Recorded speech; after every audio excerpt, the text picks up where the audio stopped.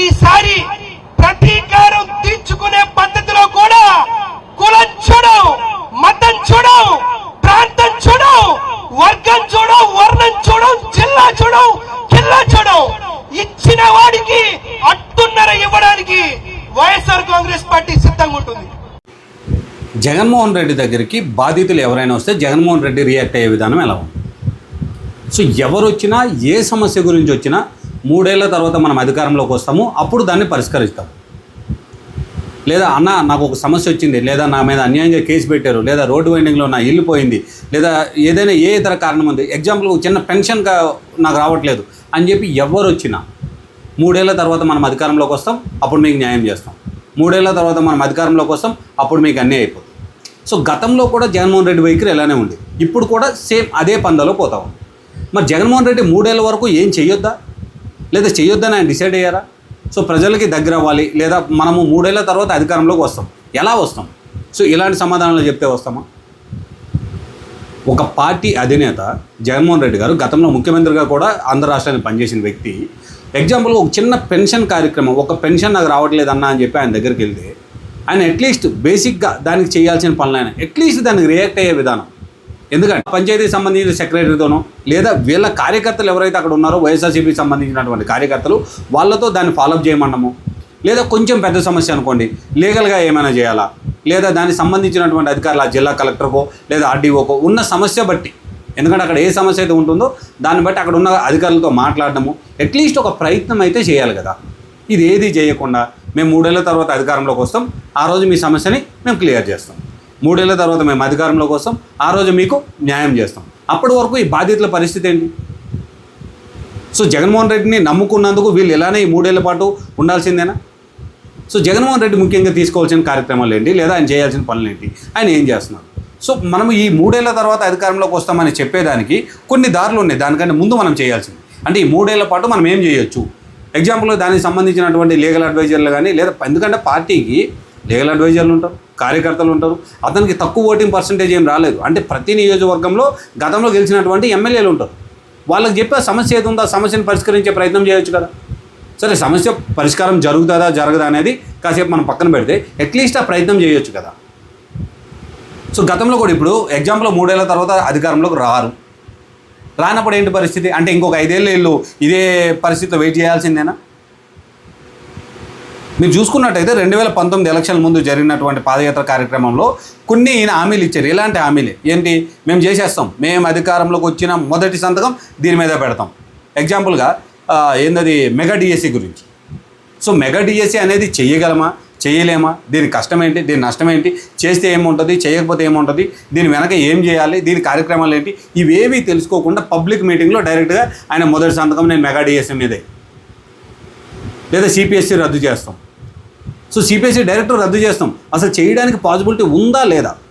So ఇలాంటి హామీలు ఇవ్వడం వల్ల జనాలు ఏం చెప్తున్నారు, జనాల్లో కూడా జగన్మోహన్ రెడ్డి భవిష్యత్తు గురించి ఏదైతే రాజకీయ భవిష్యత్తు ఉందో ఈ భవిష్యత్తు గురించి చూస్తే ప్రశ్నార్థకంగానే మిగిలిపోవచ్చు.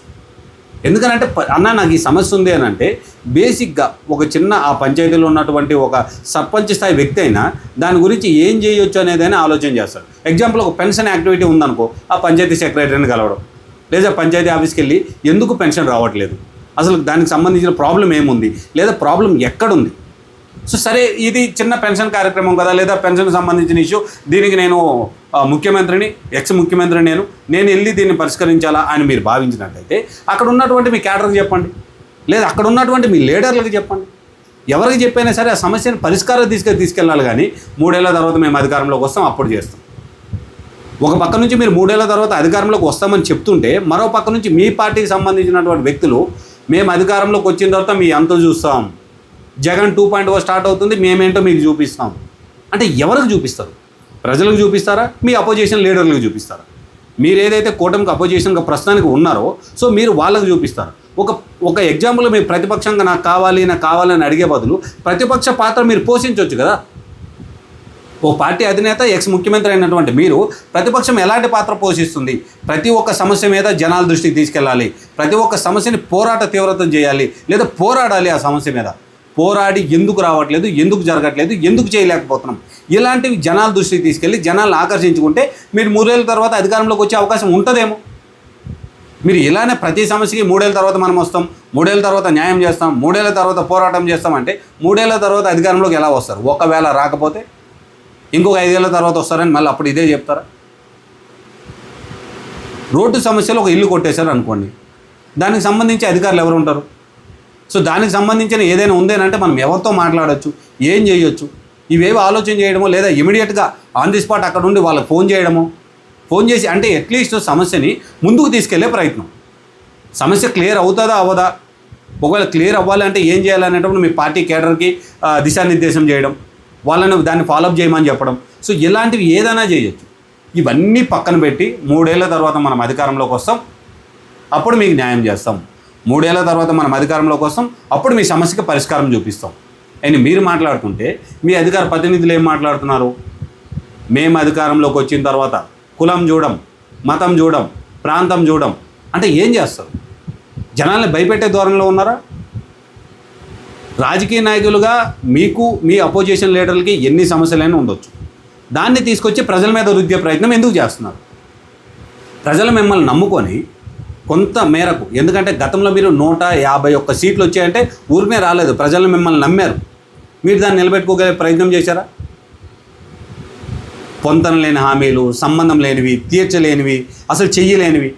ఒకవేళ ఇస్తే ఇచ్చారు, ఆ నవరత్నాలైనా కంప్లీట్గా మీరు చేయగలిగారా? చేస్తే జనాలు ఈరోజు మీకు పట్టం కట్టేవాళ్ళు కదా. ప్రతిపక్ష హోదా కూడా మీరు అడుక్కుంటున్నారు, మాకు ప్రతిపక్ష హోదా ఇవ్వండి అని. సో దాని ప్రతిపక్ష హోదా, ప్రతిపక్షంలో ఉన్నటువంటి ఒక నాయకుడు ఏం చేయాలి? ప్రతిపక్ష హోదా కావాలనుకునేటట్టు ఇప్పుడు ప్రస్తుతానికి ఆంధ్ర రాష్ట్రంలో ప్రతిపక్షంగా ఎవరు లేరు, ఇంకా మీరే ఉన్నట్టే. సో మీరు దాన్ని వినియోగించే పరిస్థితి కనబడట్లేదు. సరే, అసెంబ్లీలో ప్రతిపక్ష హోదా ఇవ్వకపోతే ఏముంది? ప్రజల సమస్య నుంచి మీరు ప్రజల వైపు నుంచి పోరాటం చేయండి కదా. ప్రజల వైపు నుండి పోరాటం చేసి 3 ఏళ్ళ వరకు ఎందుకు ఆగాలి? ఇగో ఈరోజే మేము పరిష్కారం చేసి చూపిస్తాం, ఈరోజే దాని పరిష్కారం తీసుకుని అడుగులు వేద్దాం, అవసరమైతే ధర్నాలు చేయండి, సంబంధించినటువంటి సమస్య ఎక్కడికి వెళ్తే క్లియర్ అవుతుందో అంత దూరం తీసుకెళ్ళండి. ప్రజాదరణ పొందే మార్గాలు చూడాలి తప్పితే అవి మానేసి 3 ఏళ్ళ తర్వాత మేము అధికారంలోకి వస్తాం, అప్పుడు న్యాయం చేస్తాం, 3 ఏళ్ళ తర్వాత మేము అధికారంలోకి వస్తాం, అప్పుడు మీకు ఏం కావాలో అది చేసి చూపిస్తాం అంటే ఏం చెప్పే ఆలోచనలో మీరు ఉన్నారు? 3 ఏళ్ళ తర్వాత మీరు అధికారంలో రాకపోతే పరిస్థితి ఏంటి? ప్రజల్ని ఇదే నమ్మబలికి ఇలానే ఎంతసేపు మసిబూసి మారడగా చేద్దాం, మసిబూసి ఏదో ఒకటి చేద్దాం, చేసి మనం అధికారంలోకి వద్దాం. అధికారం యావ తప్ప ప్రజలకి న్యాయం చేయాలి, ప్రజల పక్షాన పోరాటం చేయాలి, ప్రజల కోసమే మనం ఉన్నాం అనే అంశాన్ని అయితే క్లియర్గా ఎందుకు జగన్మోహన్ రెడ్డి గారు మర్చిపోతున్నారు? మీరు జగన్మోహన్ రెడ్డి గారు మాట్లాడుతున్న మాటలు కానీ, వాళ్ళ అధికార పార్టీ అధికార ప్రతినిధులు మాట్లాడుతున్న మాటలు కానీ మీరు సమర్థిస్తారా? మీరేమని భావిస్తున్నారో ఒకసారి కామెంట్ రూపంలో నాకు తెలియదు. Thank you.